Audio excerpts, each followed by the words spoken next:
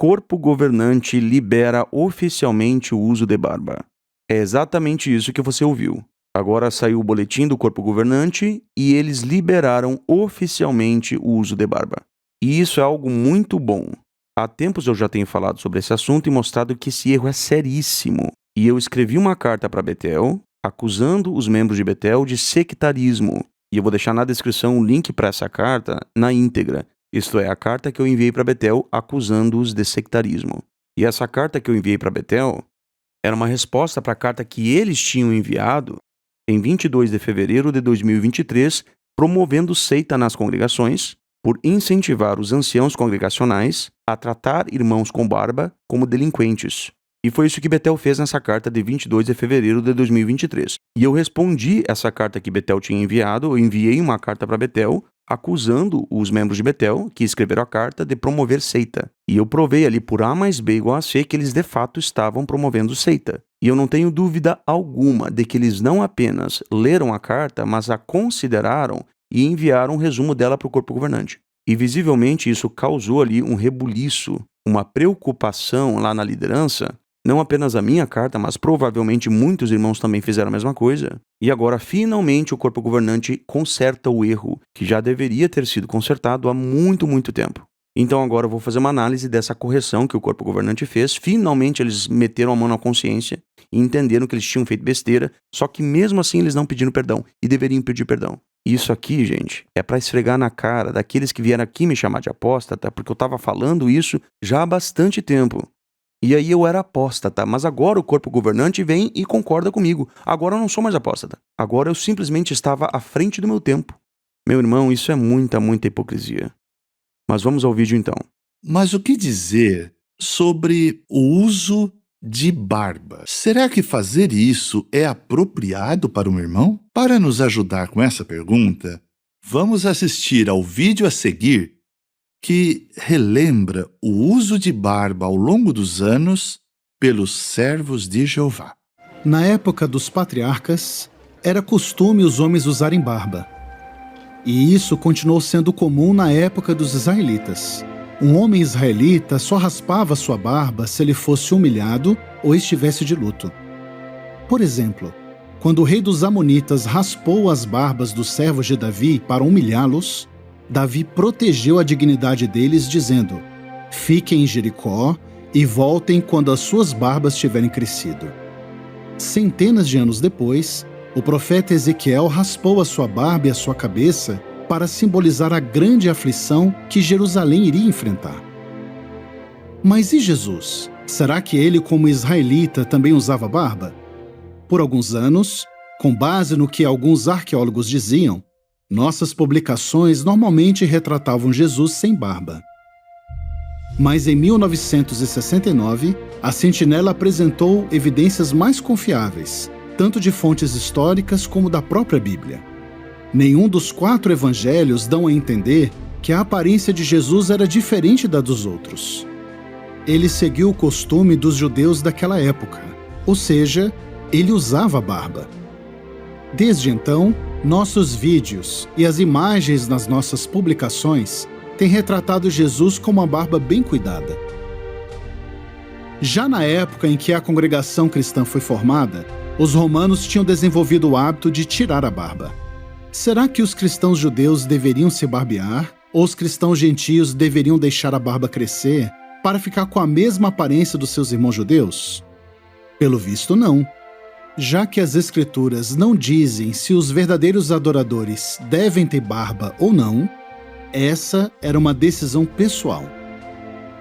Entre 1870 e 1914, o uso de barba era comum, até mesmo entre os estudantes da Bíblia, como podemos ver nessas fotos de irmãos peregrinos que viajavam para visitar as congregações. O irmão Russell também usava barba. Um jornalista se referiu a ele como um ministro bem arrumado. Ele disse: "Eu nunca o encarei como sendo diferente dos milhares de outros pregadores. A sua barba branca, macia e comprida é a barba de um patriarca, de um pai. Ela inspira confiança." Logo após a Primeira Guerra Mundial, tirar a barba voltou a ser comum. Nessa foto dos peregrinos tirada em 1919, a maioria não usava barba.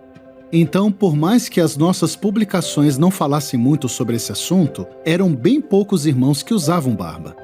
Por volta de 1960, o uso de barba começou a ser associado com pessoas que estavam se rebelando contra as autoridades. Em lugares assim, a maioria dos homens decidiam não usar a barba, quer fossem testemunhas de Jeová, quer não. E como usar barba era mal visto, a maioria dos irmãos que usava barba não serviam como servos ministeriais, anciãos ou em outras posições de responsabilidade. Com o passar do tempo, o uso de barba se tornou mais comum em alguns países e não era mais associado com rebeldia. Nesses lugares, alguns irmãos que usavam barba foram designados servos ministeriais e anciãos. Façamos uma pausa aqui. Eu pergunto, por que é que eles foram designados como servos ministeriais e anciãos? A resposta é muito clara, porque eles tiveram coragem de dizer não às orientações que estavam erradas, e os anciãos também tiveram a coragem de fazer isso. E recentemente, o uso de barba se tornou comum em ainda mais países. Façamos uma pausa. Não foi isso que os fariseus lá de Betel escreveram na carta de 22 de fevereiro de 2023. Vamos ler o que eles disseram. Eles disseram assim, abre aspas. Reconhecemos que no Brasil muitos homens estão usando barba, mas isso não significa que a maioria dos homens usa a barba, nem que usar barba é algo comum em todos os lugares. Fecha aspas. Engraçado porque alguém está mentindo nisso. Quem é que mentiu? Evidentemente foram os membros de Betel que mentiram. Eu não estou dizendo que eles interpretaram mal a realidade. Eu não estou dizendo que eles cometeram um erro ao escrever essa frase aqui.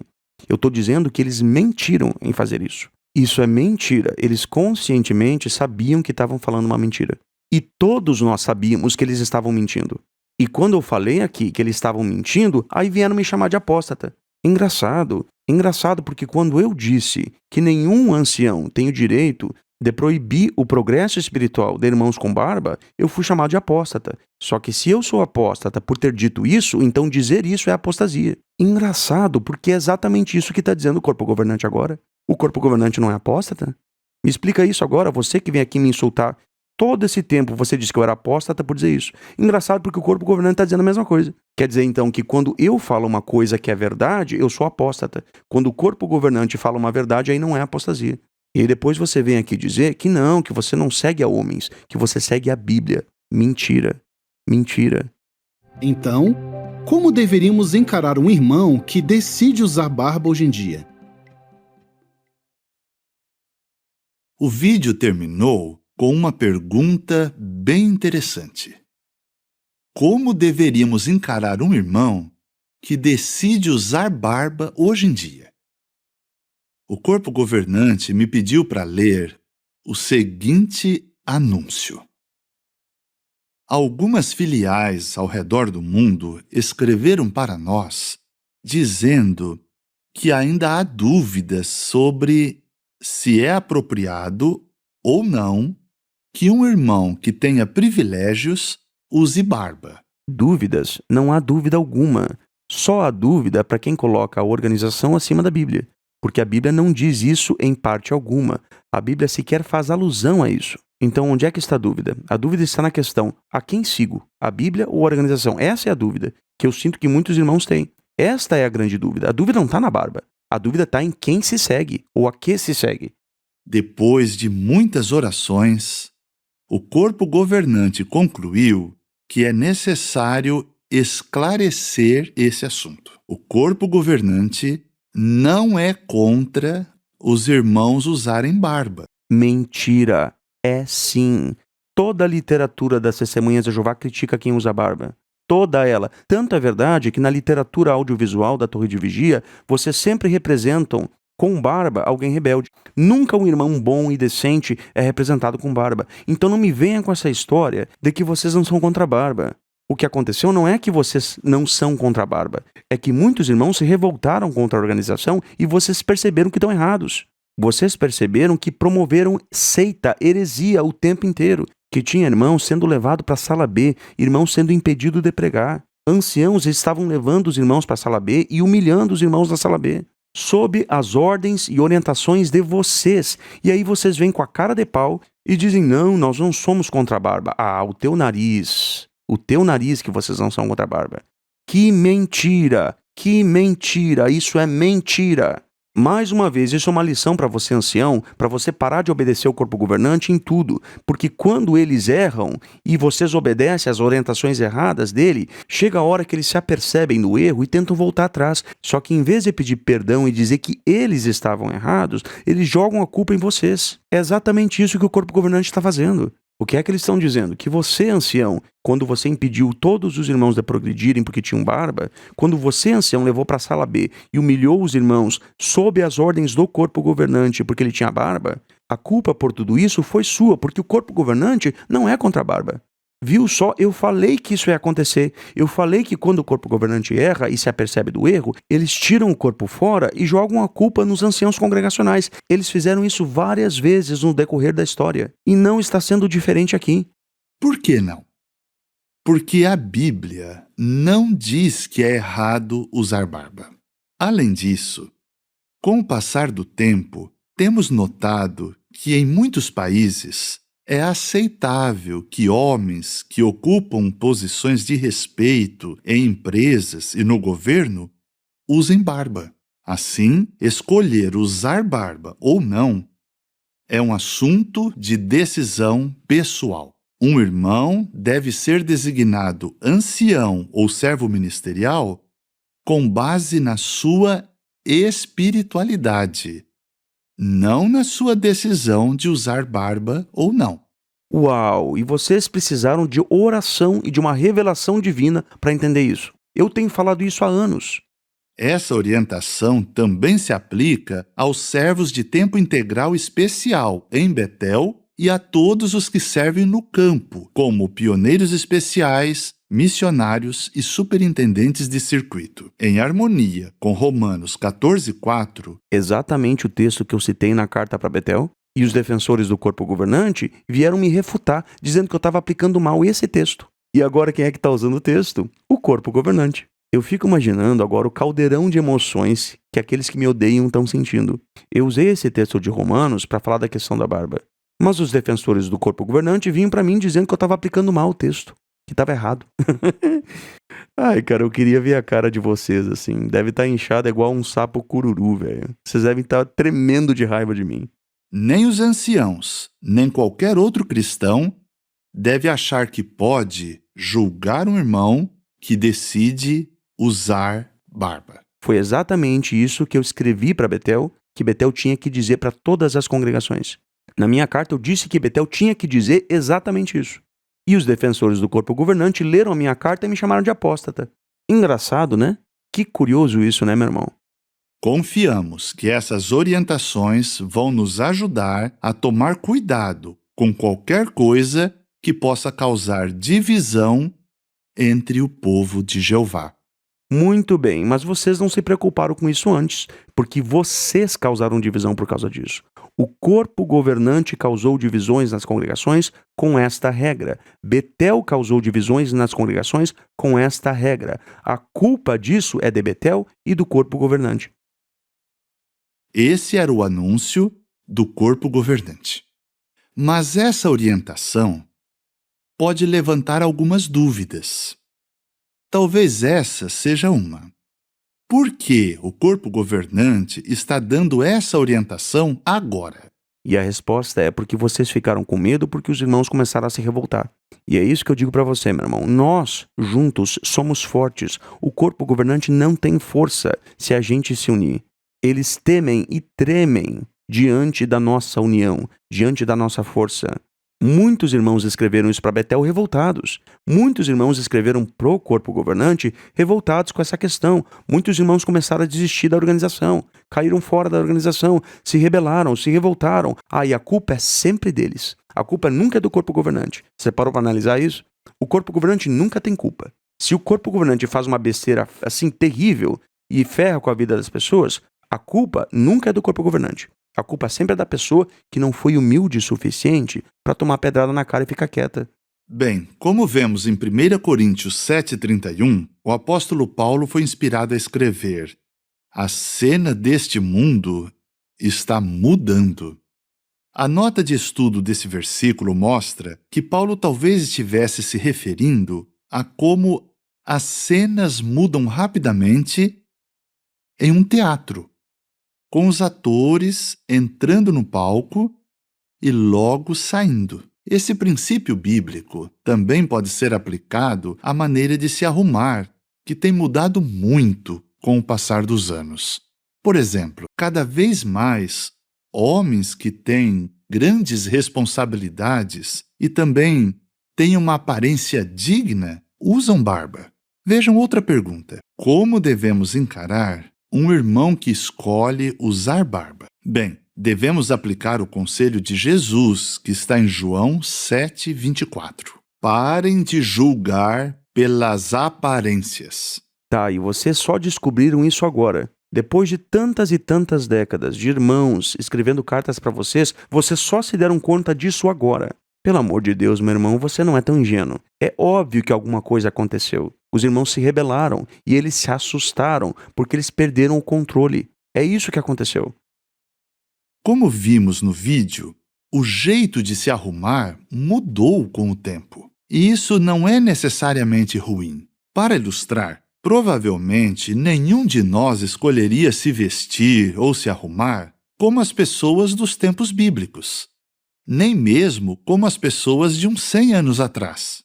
Na verdade, a maioria decide seguir os estilos que são comuns hoje, não os estilos de décadas atrás. Normalmente, não seria errado nos arrumar da mesma maneira que é comum da nossa região, desde que isso não viole nenhum princípio da Bíblia. Queremos ter certeza de que a nossa aparência seja limpa, modesta e mostre que temos bom critério. Vamos a outra pergunta. Como podemos manter nossa união depois dessa orientação?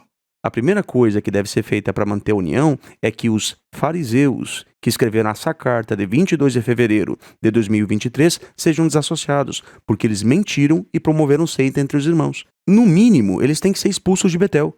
Isso eu exijo para parar de falar desse assunto. Eu não vou me calar se isso não acontecer. Porque se eu invento de colocar as minhas opiniões sobre os irmãos, eu sou taxado de apóstata e sou desassociado. Os membros de Betel fizeram exatamente isso.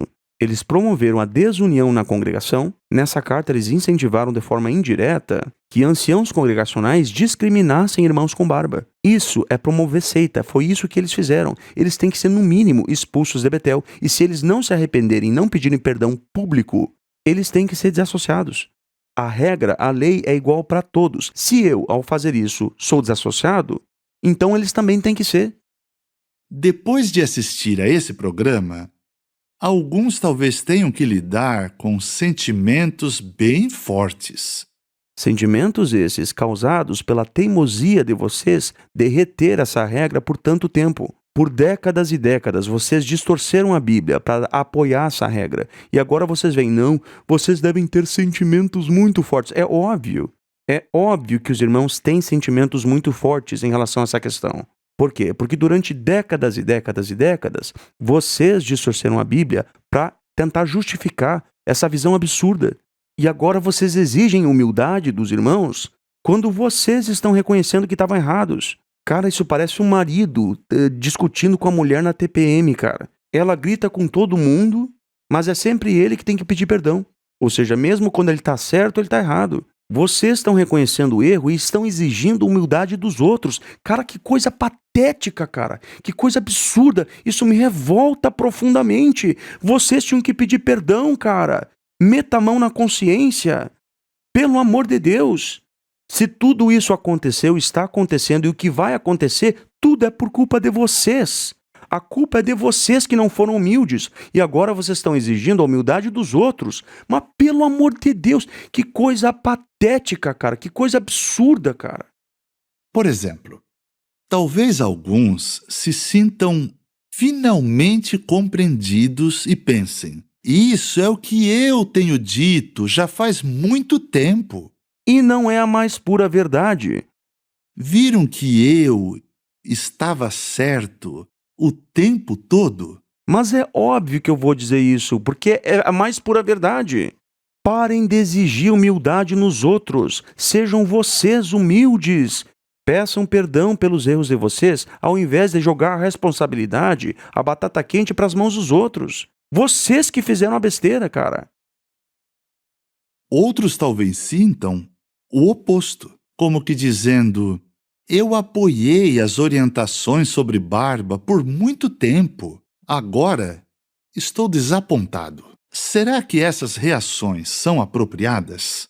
Sim, são de fato apropriadas e elas são a reação mais natural que os irmãos podem ter. Na verdade, não. Sim, Veja o que o apóstolo Paulo foi inspirado a escrever em 1 Coríntios, capítulo 1, versículo 10. Eu os exorto, irmãos, pelo nome do nosso Senhor Jesus Cristo, que todos falem de acordo e que não haja divisões entre vocês, mas que estejam completamente unidos na mesma mente e na mesma maneira de pensar. Como esse princípio se aplica aqui? Bem, se estávamos promovendo a nossa opinião nesse assunto, contradizendo as orientações da organização, será que estávamos promovendo a união? Será que estávamos ajudando os irmãos a ser unidos na mesma maneira de pensar? engraçado porque vocês impõem aos irmãos as opiniões de vocês sobre a questão da barba, sobre a questão de ensino superior. Vocês impõem as suas opiniões sobre os irmãos e vocês não se importam em causar divisão. Quantos irmãos foram divididos por causa dessa questão? Quantos irmãos sofreram, foram humilhados por causa dessa questão que veio de vocês? Tem irmãos que não falam mais comigo por causa disso. E agora vocês querem que eu seja humilde? Vão tomar vergonha na cara. Vocês vão me pedir perdão pelo que vocês me fizeram, porque eu não quero ver vocês na minha frente nem pintados de ouro. E não venha com esse papinho de que eu tenho que ser humilde. Quem tem que ser humilde é vocês. Peçam perdão pelo que fizeram e desassociem quem precisa ser desassociado. Inclusive vocês mesmos, que promoveram esta divisão durante anos. Ou melhor, durante décadas e décadas e décadas. Vocês é que devem ser humildes. Eu tenho uma raiva disso, cara. Quando a organização erra, ela sempre joga a culpa nos outros, cara. Cara, isso é inaceitável, isso é revoltante. Claro que não. Qualquer um que agiu assim precisa ajustar a sua atitude. Ou seja, a culpa é minha agora. Você entendeu como funciona? O corpo governante te diz a regra, eles ditam a regra extra-bíblica, você está obrigado a obedecer, mas quando isso dá problema e o corpo governante posteriormente tem que voltar atrás, a culpa é sua pelo erro. Ou seja, você tem que ser humilde para aceitar que o corpo governante errou. Ou seja, o corpo governante erra, mas é você que tem que ser humilde. Cara, isso é patético, cara. Isso é, meu irmão, isso é revoltante, cara. Eu tô rindo assim de nervoso, cara. Por outro lado, se nós apoiamos lealmente as orientações da organização por muitos anos, temos algum motivo bíblico para nos arrepender disso? Claro que não. Claro que sim. Leia comigo Isaías, capítulo 29, versículo 13, que diz assim, abre aspas, Jeová diz, este povo se aproxima de mim com a boca e me honra com os lábios, mas o seu coração está muito longe de mim. E a adoração que me prestam se baseia em regras de homens que lhes foram ensinadas. Fecha aspas. Então, sim, nós temos motivos claros na Bíblia para que a gente entenda que a gente não tem que obedecer à organização mais. A organização se desviou. A organização precisa de uma reforma estrutural. A organização está repleta de regras humanas. A regra da barba é apenas uma. Jeová dá muito valor à nossa lealdade e também valoriza a nossa humildade. A lealdade é a Jeová, não a homens. E a nossa humildade, quem tem que ter humildade é vocês. Vocês que cometeram um erro durante tantos anos. Eu não estava errado. Para de tentar exigir humildade de mim.